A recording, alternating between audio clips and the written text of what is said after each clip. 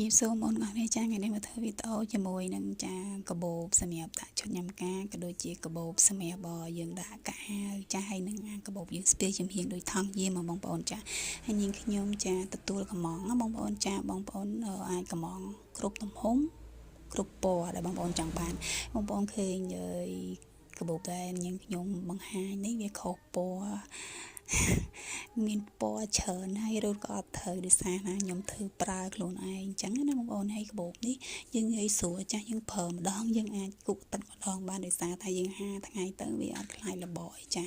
ងាយស្រួលមែនទែនសម្រាប់បងប្អូនទៅចិត្តទៅឆ្ងាយចាស់មានហូតចំហៀងដាក់អីវ៉ាន់ទូចអីបានទៀតណាបងប្អូនចាស់បងប្អូនឃើញទេខ្ញុំស្ពាយទៅឡើងមើលទៅឡើងស្រាលមែនតើបងប្អូនចាបងប្អូនអាចធ្វើការកំងបានណាចាវីដេអូនេះខ្ញុំមានតែប៉ុណ្្នឹងទេចាអរគុណច្រើនជម្រាបលា